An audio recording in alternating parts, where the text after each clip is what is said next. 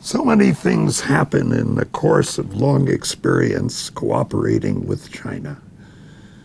Some examples vividly illustrate some of the basic ideological principles that govern the Chinese legal system.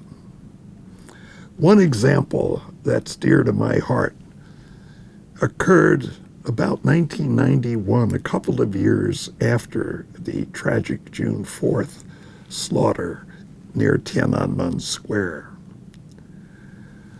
I was asked by the Foreign Correspondents Club of Beijing to give a talk about the impact of June 4th on the legal system. And in the course of that talk, which was recorded and portions of which were broadcast by the Voice of America, I said two things that caught the attention of Prime Minister Li Peng. One he liked a lot. I said China deserves to get into the WTO, and we should all work to make that happen.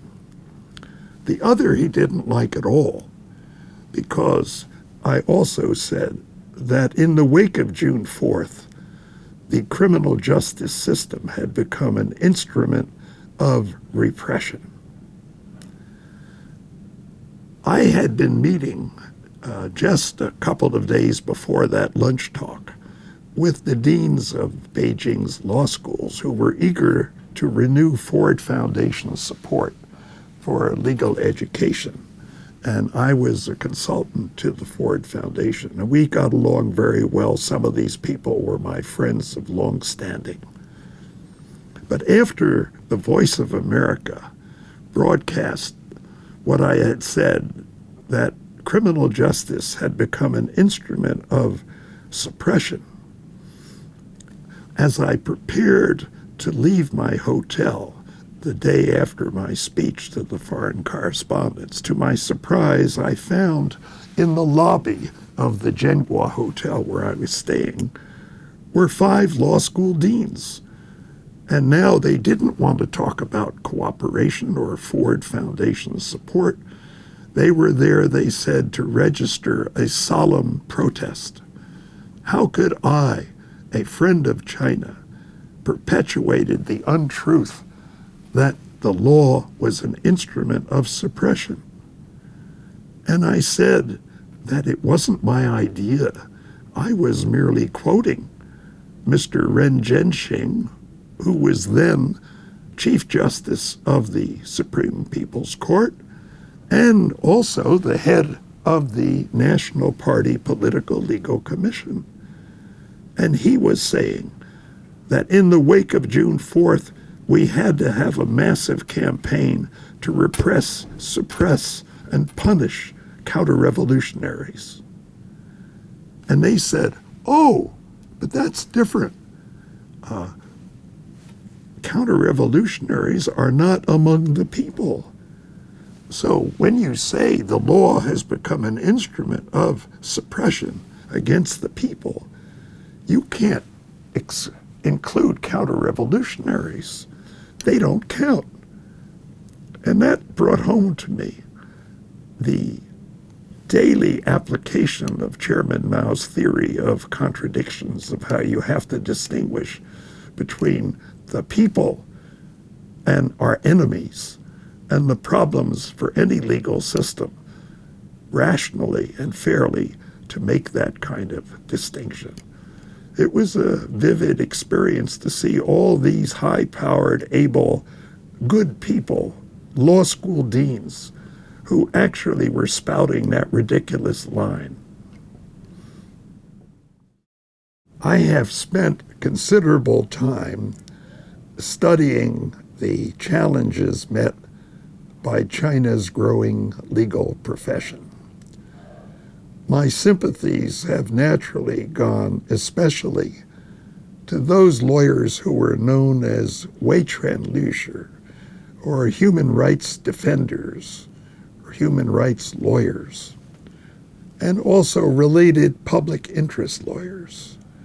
These are people who choose to work in areas where there's no real money to be made, and there's very high risk because they might offend the government. And we now have a number of law people who have been imprisoned. I recently wrote an article in the South China Morning Post about a recent case of Pu Zhichang, a leading public lawyer, human rights lawyer, who has been imprisoned and now has been sentenced criminally and will be restrained while technically out of prison for at least 3 years and will lose his lawyer's license. In March 2006, I had the opportunity to sit in a major hotel in Beijing with about a dozen human rights lawyers, including the then famous human rights lawyer named Gao Zhisheng. He was a bold person, outspoken, and admired by all the criminal defense human rights lawyers in China. And we had a frank discussion about what is a wise policy for a lawyer interested in defending the criminal justice rights of people who are accused, or defending the rights of people who are not sentenced formally to prison, but who lose their freedom under various names. Like they used to have re-education through labor. Now they have many other forms of administrative punishment for drug offenders and prostitutes and politically unreliable people, etc. And the issue we discussed was really, should the human rights lawyers of China accept the limits imposed on their ability to defend accused people? Accept the fact that it's very difficult for them to conduct investigations of their own to gather evidence to defend an accused. It's very difficult for them to make an adequate defense in court, to summon witnesses. Often witnesses are not allowed to appear. Very difficult to cross-examine people the government relies, the prosecution relies on to be witnesses. They often don't come to court at all. And it's very difficult to get a fair hearing on review, on appeal in a second instance case. And the question was, nevertheless, despite these obvious limitations, should lawyers accept the system as it is and carry on the defense fight with one arm tied behind them, figuratively speaking? Or should they go all out and condemn the system and really refuse to cooperate with it by pointing out the inevitable problems of having serious law reform, a real legal system, independent of political authority? And should they, in other words, enter the political arena rather than mind their P's and Q's in the context of individual criminal cases? Most of the lawyers agreed with me that it's better to be practical and at least provide some defense, some protection to people who are accused, rather than to go all out and conduct a political attack upon the monopoly of power enjoyed by the Communist Party. But Gao Zhisheng, this much admired lawyer, who had already been selected as one of the best lawyers in China and hadn't yet encountered grave political difficulty, he took a different view. He said, we will never have a real rule of law as long as the Communist Party enjoys a monopoly of power. Without a more democratic system, it will be impossible to have an adequate legal system. I said to him, of course, you're right, but if you go on talking like that, within a year you will not be on the street. You will not be free to help anybody. And of course, that's exactly what happened in less than a year.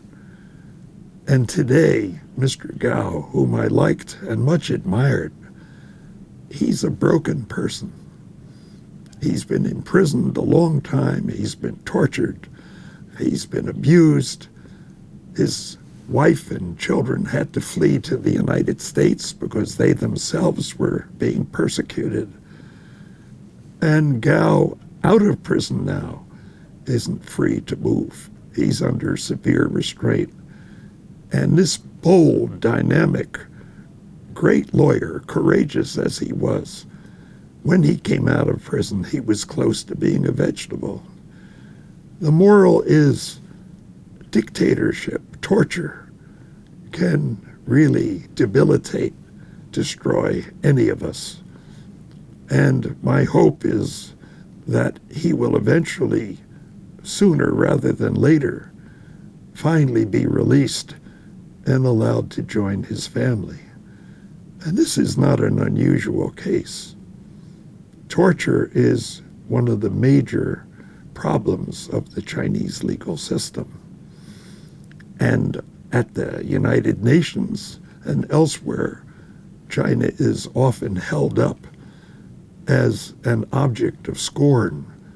Every system, including the American system, has to struggle to make sure that police torture is certainly done away with. It's a continuing struggle in America. But in China, despite legal changes in practice, torture continues to be endemic.